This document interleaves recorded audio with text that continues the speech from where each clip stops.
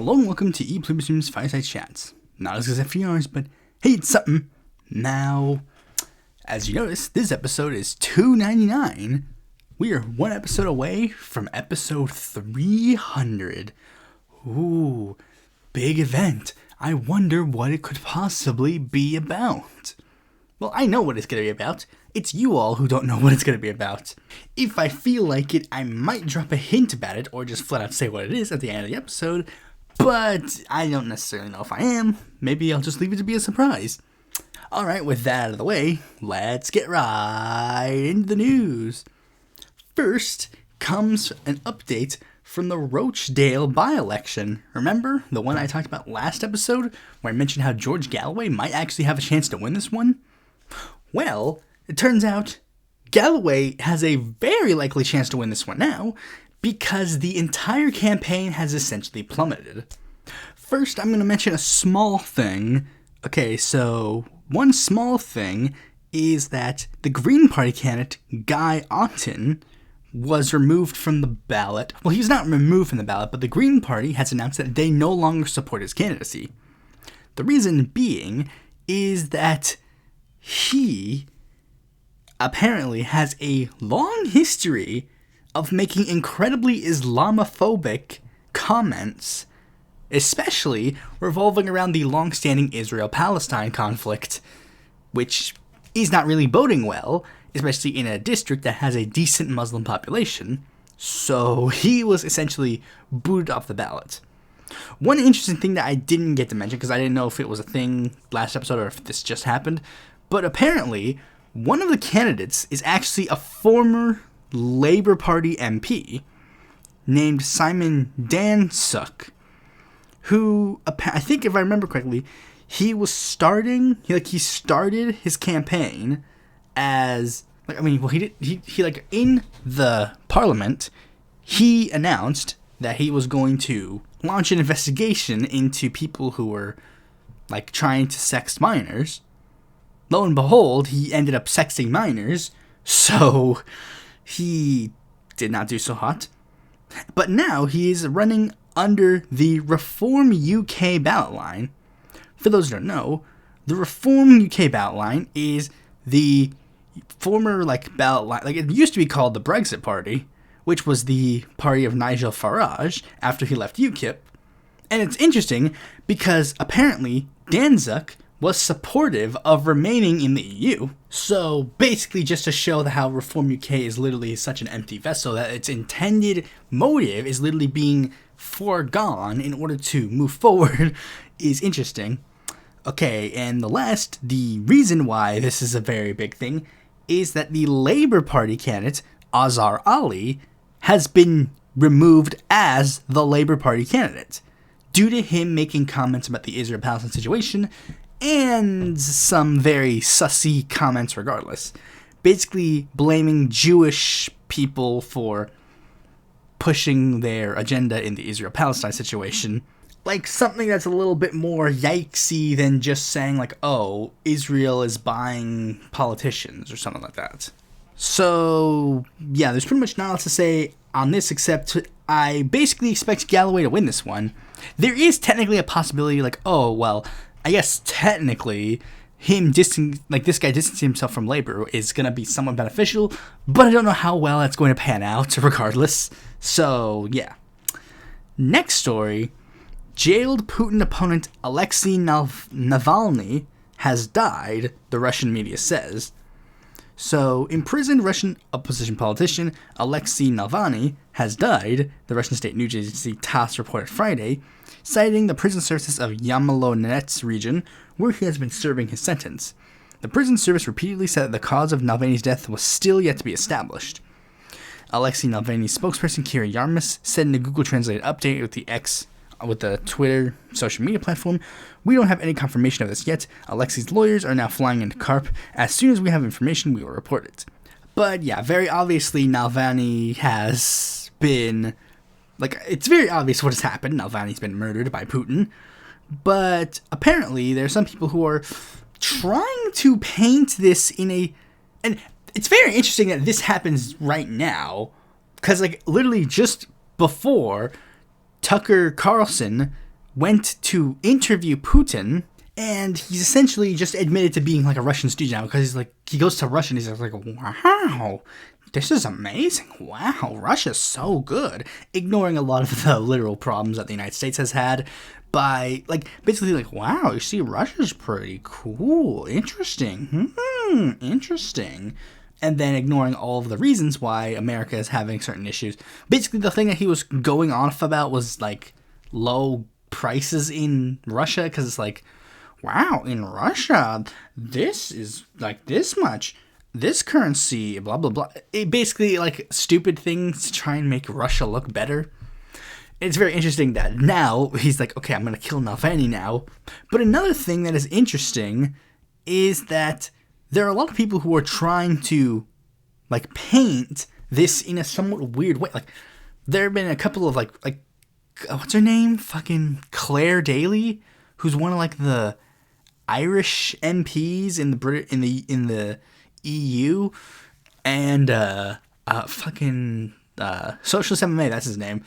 Both of them have been going around being like, I mean, Navalny's not even that popular, so why would Putin kill him? Basically being like, I don't get this whole notion, like, oh, he wasn't that popular. It's like, I mean, he wasn't necessarily that unpopular either. And popularity isn't necessarily relevant. Like, he was a prominent politician. Whether or not the politician is popular is irrelevant. Like, I mean, Rashida Tlaib and Cori Bush, they are prominent politicians. Does that necessarily mean that they are popular politicians? Considering the media paints them in a very negative light all the time, I would hedge a bet and say that if you were to poll people on how do they feel about Cori Bush and Rashida Tlaib, the overwhelming majority of the American population would view them in an unfavorable light. But just because they're viewed unfavorably doesn't mean that they are not prominent and they're not being silenced by the media and other people. Much in the same way, whether or not Navalny was quote-unquote popular doesn't necessarily negate the fact that he was prominent enough to get on Putin's radar, to the point where when he ran for president, Putin arrested him, and then he is now dead. This is all just for people who don't even understand what Russia and Putin has done, because they're just like, if you know anything about Russia and Putin, it's like, this is not the first political opponent of Putin that has been murdered. Putin has murdered a ton of people. And any insinuation that this is, like, now different is just fucking ludicrous. Speaking of ludicrous, okay, so George Latimer, the white guy who is trying to get rid of Jamal Bowman, has literally said that he takes money from Hamas. And now Jamal Bowman is threatening, I think at this point he is going to try and sue him for this accusation. Basically, what he's trying to do is he's trying to, like, be like, I think the thing that he's going to use to get out of it is trying to be like, you guys are claiming that I'm taking, like, because here's how the conversation went. So a journalist went, like, a woman or a journalist said that, like, she was getting mad at Latimer because Latimer takes money from AIPAC. And they're like, why are you taking AIPAC money? AIPAC is spending its money on, like, far-right Republicans, and is trying to pit two marginalized groups against each other, blacks and Jews, and went so far as to say that he was taking money from the devil by accepting AIPAC donations. And then Latimer responded with, well, Bowman takes money from the devil too. He take money from Hamas. Which is a baseless accusation, a racist accusation, which, literally, that's the thing. Like, all these people like to pretend that it's not that, but it literally is just that. It is racism and Islamophobia by claiming that Cori Bush, Rashida Tlaib, Ilhan Omar, and Jamal Bowman are taking money from Hamas or are the Hamas caucus or whatever the fuck. That is literally all this is. It's literally all it is. It's just racism. And it's the same thing. Like, if you're backing Latimer over Bowman, it's just racism. You're literally just being racist. Like, Elliot Engel, like, announced that he was backing Latimer, or, like, it was silently put on Latimer's, like, endorsement site, like, oh, wow, see, amazing, wonderful. And it's just, like, Engel literally just hates, like, black people. He just hates black people, that's a fact. Like, the reason why he was kicked out of the seat initially was because he basically admitted that he didn't care about his decently black district. He literally admitted that. And he's like, if I didn't have a race, I wouldn't be here right now. And then, ever since Bowman got into office, he's been basically doing this. He's been doing everything in his power to get Bowman out of the office. He backed, again, a random opponent against Bowman last cycle. Again, white. Then he's backing this guy. The only instance of him even doing anything remotely to not get a white person to defeat Bowman was when he tried to pit two black freshman congressmen against each other by drawing Mondaire Jones to be in Bowman's district and be like, well, I mean, maybe you should run against him. And all this stuff is literally readily available. None of this stuff is a conspiracy or anything of the sort. It literally is something that happened. Much of the same. And the reason why Latimer's going to try and get away with this is be like, well, you're insinuating that I'm taking money from... It's like, but you are. You are taking AIPAC money. This is the dumbest fucking thing where people are just like, I mean, isn't it a little bit conspiratorial or a little bit anti-Semitic to insinuate that AIPAC is a lobbying group is buying politicians? It's like, no, AIPAC is literally running, and it was the same thing that happened in the immediate aftermath of 2022, or I think it was 2022, in the midterms. Literally, people are like, man, it's a little bit, guys, you're being a little bit anti-Semitic for insinuating that all these politicians got defeated because of Democratic majority for Israel and AIPAC. Meanwhile, literally, AIPAC and Democratic majority for Israel were being like, we defeated all these Muslims running for office. We kicked out a Jew in Congress because he didn't support genocide. This is the fucking weirdest thing to me. And I literally can't see AIPAC and what AIPAC is doing or what Israel is doing in any sort of context and just be like, I can't. It just feels so fucking weird. AIPAC literally point blank admits to buying politicians, and politicians openly talk about the fact that AIPAC lobbies them relentlessly, and yet when you even remotely bring it up, for some reason, you're immediately just like, no, that's a little bit anti-Semitic, don't you think? A little bit anti-Semitic. It's like, but that's true.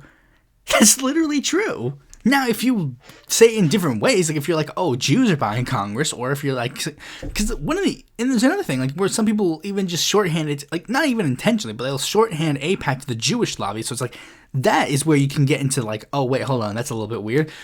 But just literally being AIPAC is buying politicians is not a conspiracy, it's a fact. A fact that they are proud of and taunting and showing relentlessly.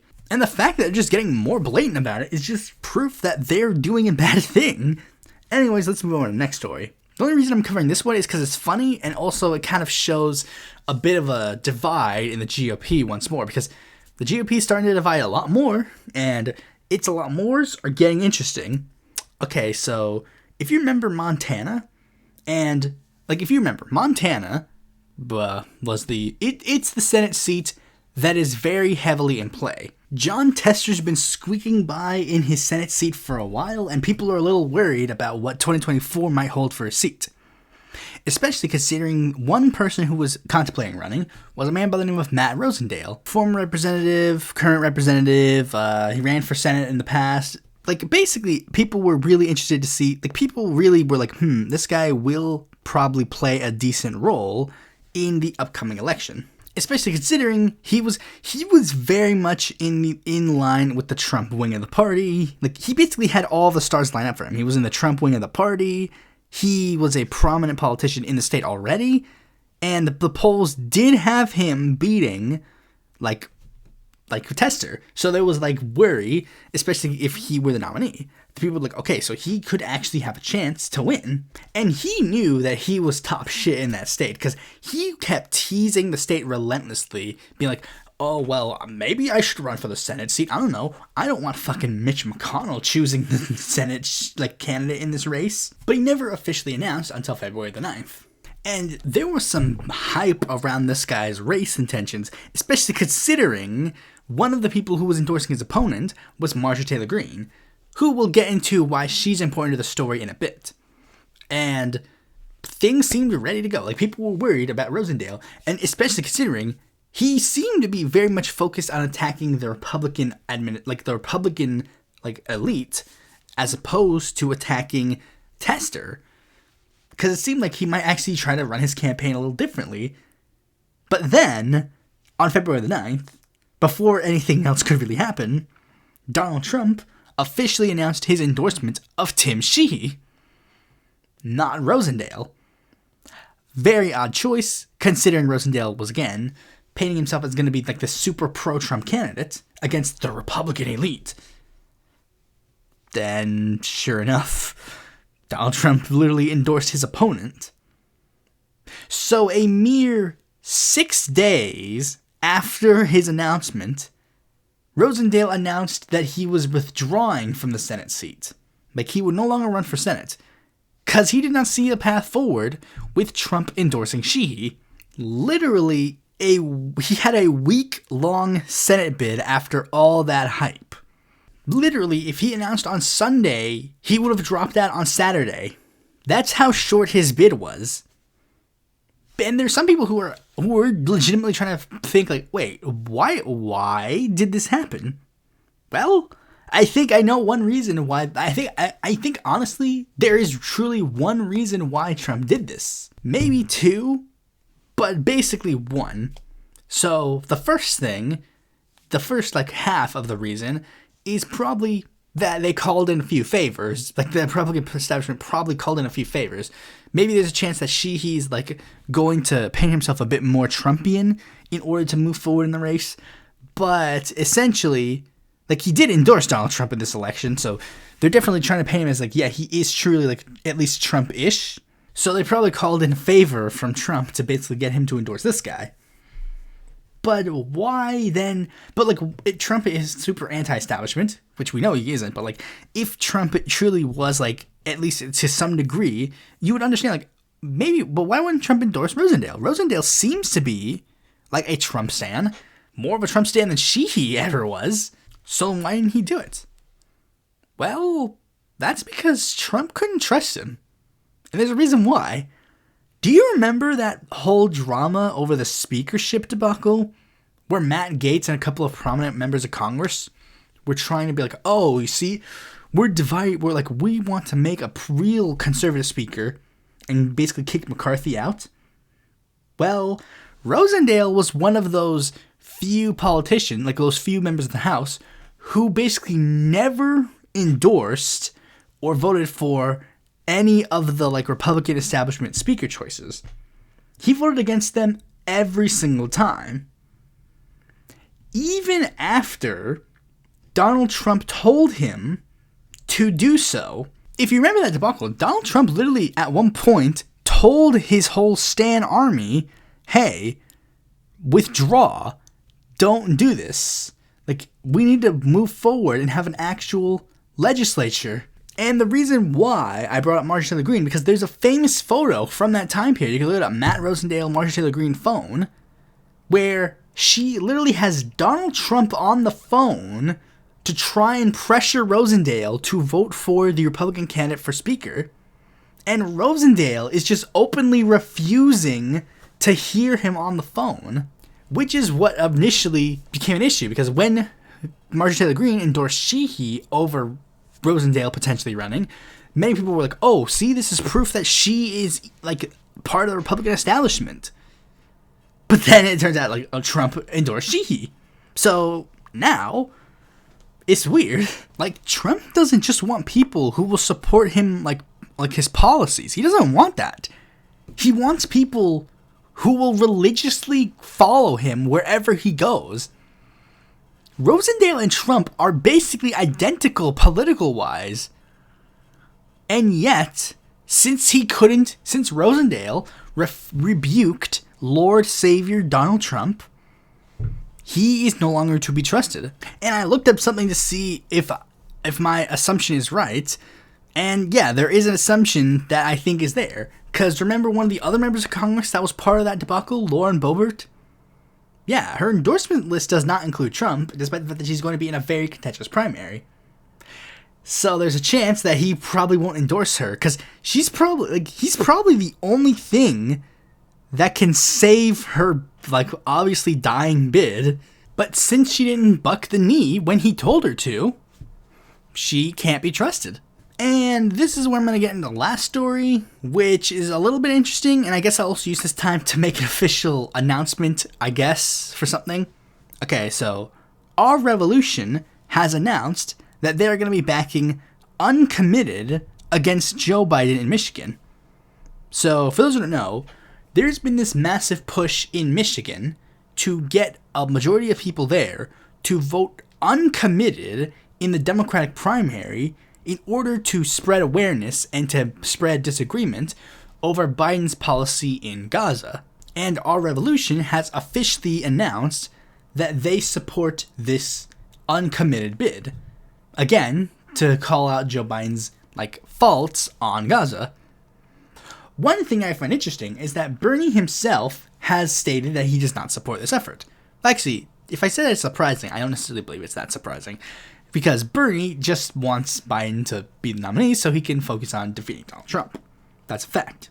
I mean, let him do him. I think it is a more bold effort to do this. And I'll say this. I've literally stated that my support for basically anything except for an endorsement of any of the fucking, random nobody candidates like Marianne Williamson, Cenk Uygur, whatever.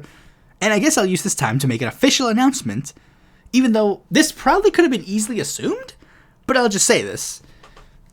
I do intend to vote in the Democratic primary in my state. In fact, there's a good chance that I might vote in that primary this week, because early voting has begun in my state of North Carolina. The only thing is it's going to be a little bit difficult, I think, to try and figure out how to formulate it correctly, I guess the right time period or whatever. But I do intend to vote in the primary. And the reason why I have to vote in the primary is because North Carolina just instituted, not that long ago, they instituted this, voter ID law.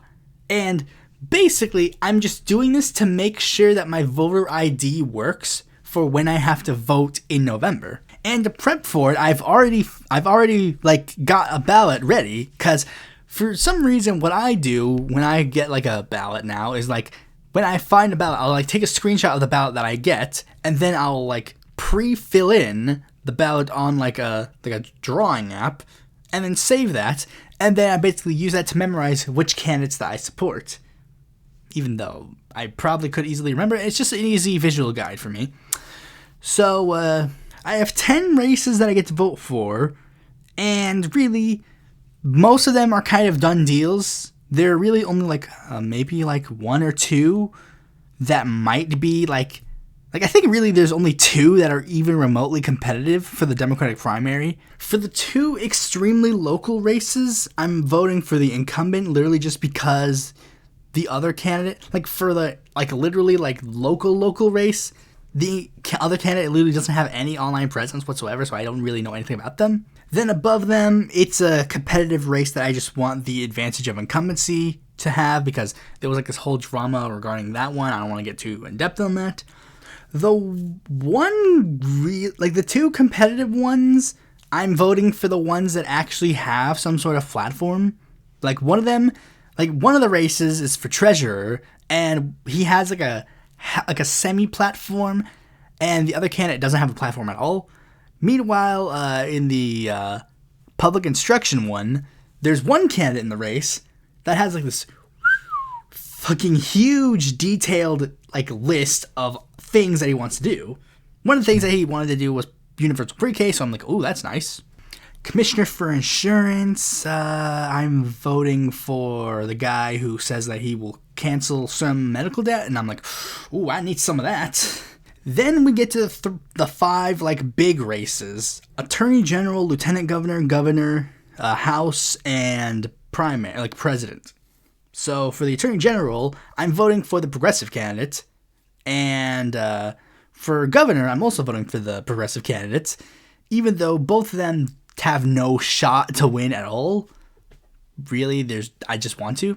For lieutenant governor, I'm actually doing something funny, because in the lieutenant governor's race, one of the candidates is a man by the name of Mark H. Robinson, no relation to the incumbent lieutenant governor, Mark Robinson. I'm voting for him just for the funnies. U.S. House District 2, I'm voting for the guy running against Deborah Ross, simply because Deborah Ross is a huge supporter of Israel, so yeah. And last but certainly not least, the one that's pretty obvious considering the lead-in that I went in to talk about this spiel, is the fact that in the presidential primary, I intend to vote for no preference. Basically, again, basically this whole thing is not really relevant because very few of the people that I'm going to vote for are even going to make it to the general election, obviously. But this is literally just so I can see if my voter ID works. So it's yeah, whatever. With that out of the way, let us move on to the main topic of this video. Presidents that I wish I could vote for. Well, some of them. But yes, this episode is going to come out on President's Day. So for this episode, I decided to do something interesting because basically I had two options. I kind of thought about doing this episode, but then I was but would people actually care about this topic? So then I did a poll and I asked people, hey, would you rather this topic or would you rather a topic involving the United States president, obviously, especially considering we're at the point where it's we could finally judge him a little bit.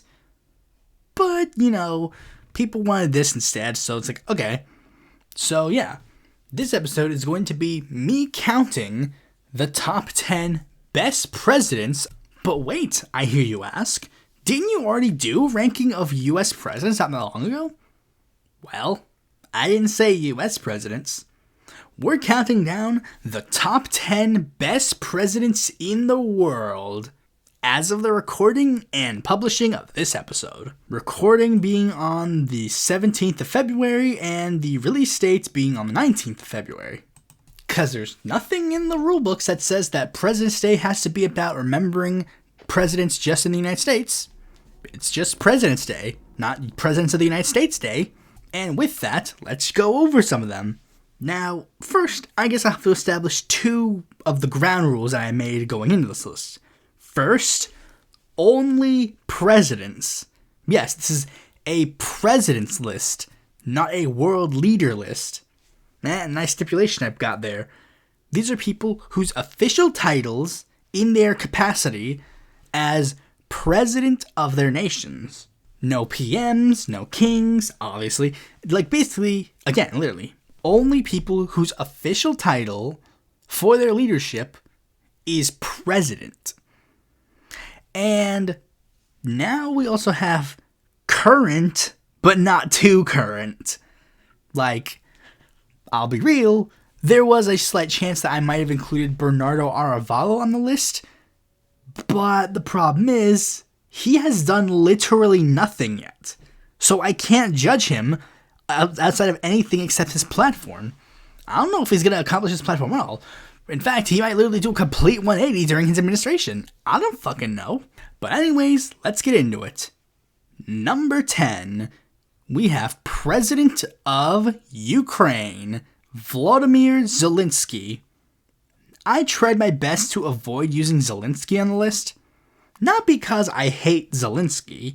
I think you're honestly really weird if you just hate Zelensky. Really? Zelensky, of all the world leaders, you hate him? But because basically none of the admiration that I would have for Zelensky has anything to do with his policies, at all. Policy-wise, he's literally just run-of-the-mill liberal, which led to him to do some good things before, what happened. But not enough to put him in the top 10, really. Maybe in the top 20 at the very, most. But, really, he's basically just run-of-the-mill lib. Let's just be real. If the invasion of Ukraine didn't happen, and if Zelensky did not stay in Ukraine and fight Putin, then he wouldn't make the list at all. He literally would have just been run-of-the-mill, normal lib, I guess. Which he still is, but let's also be real. I couldn't really find anybody else who was better than him. Really, I couldn't. I could. I found 9 people who were better than him, but I couldn't find 10 people who were better than him. So, yeah. Alright, coming in at number 9, we have the president of Tanzania, Samia Suluhu Hassan. She took over the administration after the former president of Tanzania died. Despite them both being from the same party, they were vastly different ideologically. Her predecessor was a very socially reactionary despot who was slowly eroding democracy and was pushing against free speech and the press. Was also a huge conspiracy, not in regards to COVID-19. Meanwhile, Suluhu has been trying to lead the party back into its true principles of Ujamaa, enacting stricter COVID rules while easing up the stifling of the opposition. She let out political prisoners, reopened papers critical of the government, and leading on many socially progressive issues, primarily feminism. Yeah, overall, really good. I think she was really good in regards to her administration. Alright, there's not much else to say about her. Now we move on to number 8. President of Chile, Gabriel Boric. Boric came in with a lot of high hopes, but unfortunately, he has not been able to deliver on them at all. While, of course, being generally great on many policies, such as his stance on Israel, there have also been other major things that he wanted to do that he sadly just couldn't deliver on. Literally, the Chilean constitution. Like, it's basically the only reason why he can't get any higher on this list or any other list. Because he came in with one major goal: get rid of the Pinochet-era constitution and replace it with a progressive one. And sadly, he just hasn't been able to do it. His one thing that he ran on, he couldn't do. And unfortunately, Boric put in a lot of effort to get that constitution in. So while he has been able to do run-of-the-mill, good, progressive things in his administration, since a lot of his focus and a lot of the focus of the entirety of his party was essentially to get this constitution put in place, and since he couldn't deliver it, sorry, he can't really get higher. I mean, it sucks, and hopefully this doesn't translate to Chile then taking a hard right turn, but we'll have to wait and see on that. Speaking of things we don't have to wait and see about, number 7, we have the President of Cuba, Miguel Díaz-Canel.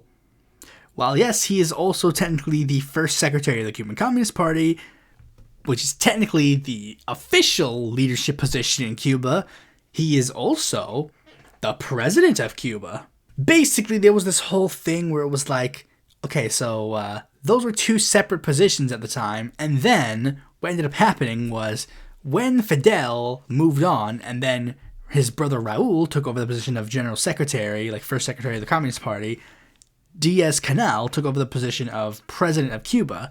But then as Raul got older, a lot more of the day-to-day political activities went to Canel.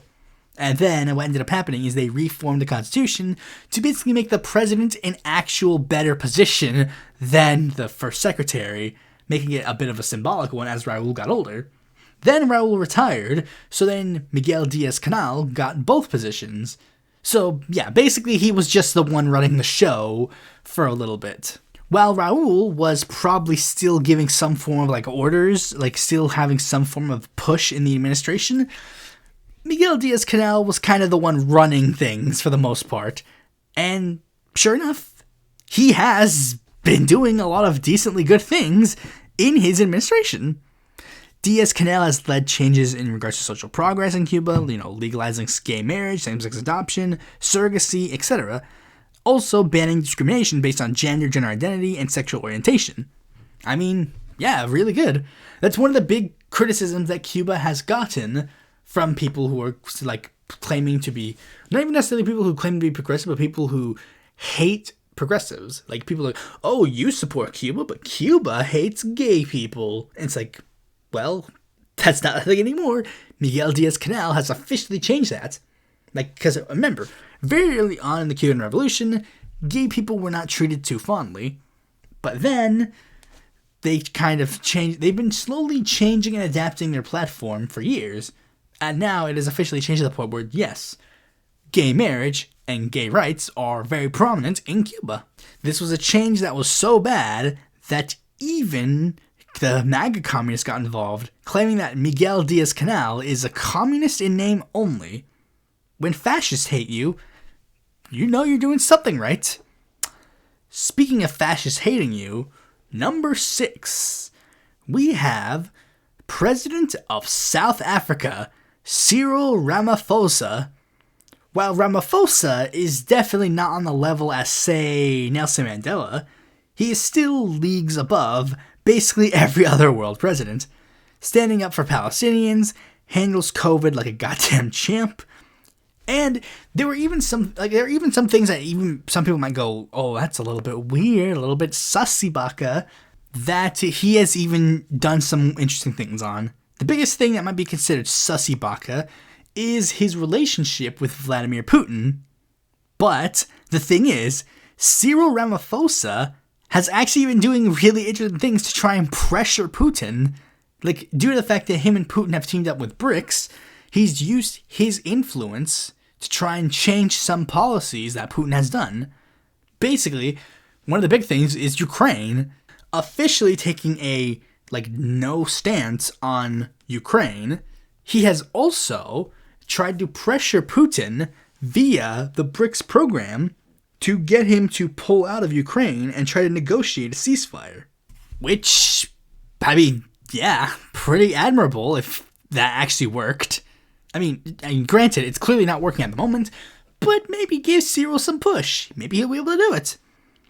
Speaking of pushing, number 5, we have the president of Honduras, Xiomara Castro. The first female president that Honduras has ever had, who came back for a vengeance after her nation conducted a military coup against her husband. And she's been delivering exactly what they need, banning open-pit mining, easing the economic burden to the lowest of the socioeconomic ladder, eliminating tax loopholes for the ultra-rich, also similar to a lot of the other pink-tide leaders, opposing Israel. It was pretty obvious to many of you that the pink-tide leaders would probably make the list. I love them so much that clearly I would have put them on some lists. If I would even do a best presidents around the world in history, there's a good chance a lot of Latin American ones would make the top 10. I guarantee there's a good chance that basically all of them would be Latin American, with maybe an exception for Nelson Mandela. And maybe FDR, maybe on number 10. Alright, so number 4, we have the president of Bolivia, Luis Arce. Now, Luis Arce is very interesting because the former president of Bolivia, Evo Morales, who many people on the left, including myself, view in a form of admiration, doesn't seem to like Arce. And honestly, I have no fucking clue why he's complaining. Actually, scratch that, I do know why he's complaining, because Arce is running things and not him. So, because really, if you look at Arce's, accomplishments, basically he's been doing the things that Evo Morales would support. Probably not in the same level as Morales, because Morales is way more radical than Arce. Arce is a little bit more, social democratic than Evo Morales is, but yeah, I think that he has been doing a lot of things, especially to try and transition Bolivia back into Evo Morales' Bolivia. So yeah, I genuinely find him to be a very interesting president. So yeah. Speaking of interesting presidents, number 3, we have President of Colombia, Gustavo Petro. Petro has been, honestly, a really amazing leader. In fact, I'll just say it, when I was looking into him to record this episode, I would actually go so far as to say that there is a chance that maybe if I do some re-rankings of the Pink Tide, that Petro might actually become the next S rank. The S rank is a very prestigious club. It really only includes the 3 Musketeers and 2 other people, one of which being Pepe Mujica, just because he just seems really cool. But Petro is almost about to be on that level because of how he's been doing. The most recent thing that's been catching people's eyes is, of course, his stances on Israel. It seems like Petro was the one who was really leading the charge in the anti-Israel rhetoric in Latin America. At least he was the most vocal about it, it seems because I don't remember if he was the first one to do it or if he was just the loudest voice for it. But like, it seems like basically every time you look at it was basically Petro. I guess Petro might be the new boogeyman. Like, I mean, every time of the pink tide, they have to have one boogeyman. It was Chavez for the first one. It was Maduro for the second one. I think Petro might be the boogeyman for wave 3. Based if true. Petro is, like, I mean, and another thing that is good is that he's also, like, I mean, I know this might seem like really weird to think, but apparently this is a controversial opinion where he is both very socially progressive while also maintaining his radical economics. Many people like to claim that it has to be one or the other, much in the same way, where it's like, oh, well, you see, you need to have, like, I don't know why. Like, some people really seem to think that it has to be one or the other. Some people think, like, oh, Boric, he has traded away his radical economics for radical progressive social views. And then some people that are like, well, I mean, but actually, you see, if you actually analyze it, Pedro Castillo was really, really left-wing on economic issues, but he just had to be like, fuck those gays. And then some people are fun, like Daniel Ortega, who just had to trade in both for no reason. But yeah, honestly, I'd have to say Petro has really been pulling his weight. And if his country has re-elections, I 100% enthusiastically endorse him next time. Coming up at number 2, we have President of Mexico, Andrés Manuel López Obrador. I will admit, a lot of it really is personal reasons. I mean, he's basically, like, I'm basically representing my Chicano blood, guys. And also, AMLO was kind of like the, like, I guess the red pill to the pink tide, I guess. But AMLO is really a really good president, and is probably one of the best presidents Mexico's had. Let me think. If I were to put him on I guess he would be 2. I guess I'll have to be maybe 3? Maybe he would be in the top 5 in that regard. I know that. He would be in the top 5 best Mexican presidents, because I don't know how much he's been able to. We'll have to look into again when I have to inevitably do an episode where I look over AMLO's administration when I have to do the like next Mexican presidential election. He is a good president, all things considered. I really do think he's a really good, great president. If I wasn't Mexican, I would still put him in the top 5, but he is generally still up there. I mean, because, he is arguably the most successful politician on this list. I mean, he managed to take a party that was basically nothing, and now it completely runs Mexico. And he didn't have to do any shady things like murdering his opponents to do it. I didn't think it was possible down there. And now, the moment you've all been waiting for. I will reveal who I currently think is the best president in the world at the moment. Drum roll, please. We all know who it fucking is. It's fucking Lula. Of course it is.